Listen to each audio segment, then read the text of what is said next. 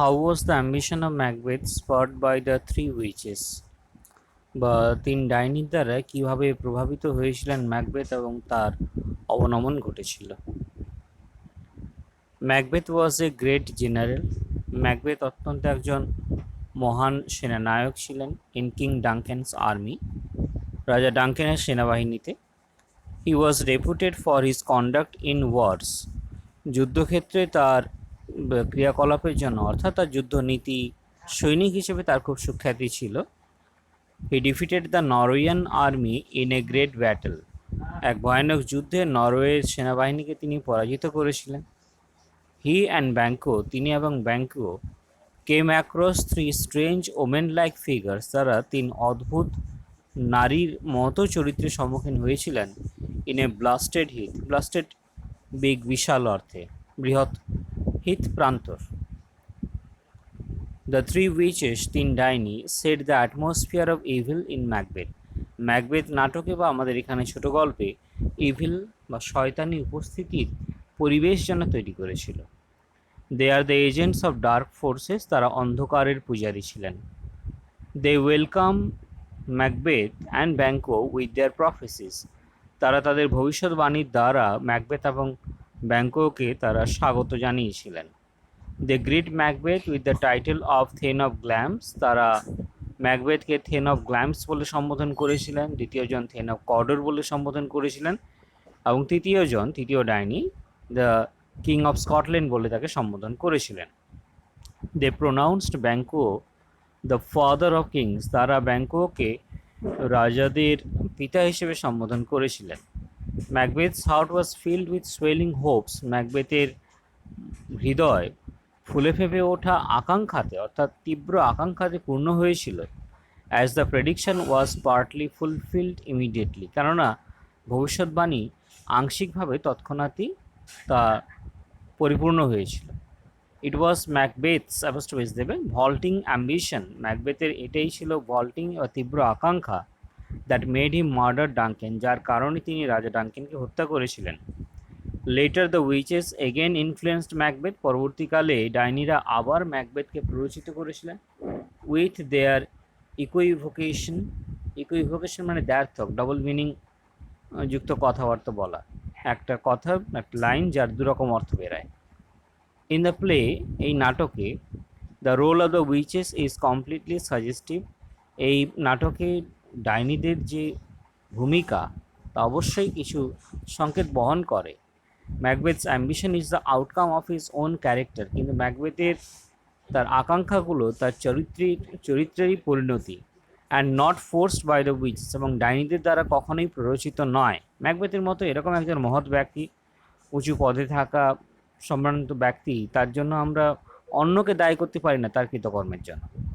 Yet they are successful, কিন্তু তাও ডাইনিদেরকে একদম ধোয়া তুলসী পাতাও আমরা বলতে পারি না। Yet they are successful in activating Macbeth's dormant ambition, ম্যাকবেথের সুপ্ত আকাঙ্ক্ষাগুলোকে জাগিয়ে তোলার দায় কিন্তু অবশ্যই আমরা ডাইনিদের উপর দেব। Now the second question, describe the feelings of Macbeth as he went to murder Duncan. ডাঙ্কেনকে হত্যা করতে যখন ম্যাকবেথ যাচ্ছিলেন সেই সময় তার অনুভূতিগুলো কেমন ছিল? Macbeth swelling hopes and Lady Macbeth's constant influence, ম্যাকবেথের ফুলে ফেঁপে ওঠা আকাঙ্ক্ষা এবং লেডি ম্যাকবেথের অবিরাম প্ররোচনা led Macbeth to think of killing Duncan, যার কারণে ম্যাকবেথ ডাঙ্কানকে হত্যা করার কথা ভেবেছিলেন। হি ওয়াজ এ ব্রেভ জেনারেল, তিনি অত্যন্ত সাহসী সেনানায়ক ছিলেন। But before he venture to kill the king, কিন্তু রাজাকে হত্যা করতে এগোনোর পূর্বে his consciousness warned him against the deed, তার কনসাসনেস বা চেতনা তাকে এই কাজের বিরুদ্ধে তাকে সাবধান করেছিল।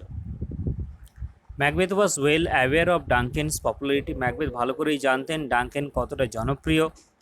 As a host and kinsman, host, সেদিন তিনি তার বাড়িতে রাজা অতিথি হিসেবে এসেছিলেন, অ্যান্ড কিংসম্যান, রাজার আত্মীয় হিসেবে।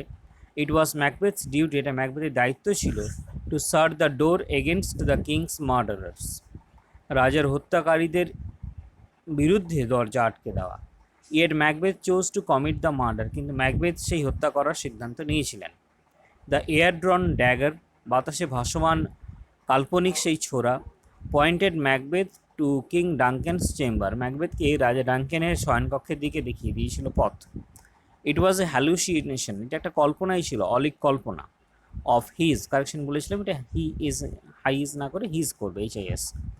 হট অ্যান্ড অপ্রেসড ব্রেন, এটা ছিল hallucination of his hot and oppressed brain, তার উত্তপ্ত এবং দমিত মস্তিষ্কেরই এটা প্রভাব ছিল। For the business he had in hand, কেননা সেই সময় তিনি একটা অত্যন্ত গুরু দায়িত্ব নিজের ঘাড়ে নিয়ে নিয়েছিলেন। Macbeth tried to grasp the dagger, Macbeth ছোড়াটাকে ধরার চেষ্টা করেছিলেন, but it faded into the air, কিন্তু তা বাতাসে নিশ্চিহ্ন হয়ে যায়। হি গ্যাদার্ড কারেজ, তিনি সাহস সঞ্চয় করেছিলেন, and kill the king in one stroke, আর এক আঘাতেই রাজাকে হত্যা করেছিলেন। Macbeth's fear took a new turn, ম্যাকবেথের ভয় নতুন রূপ নিয়েছিল।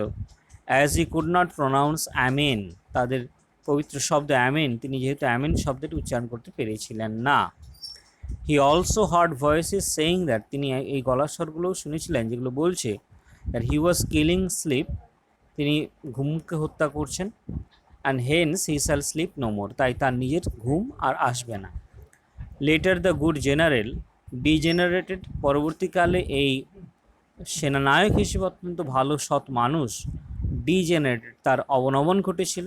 And failed from his moral ground, এবং তিনি তার নৈতিকতার ক্ষেত্র থেকে তার অবনমন ঘটেছিল। অ্যান্ড টার্ন ডিভিল, এবং তিনি শয়তানে পরিণত হয়েছিলেন। আশা করি এবার বুঝতে পারছো।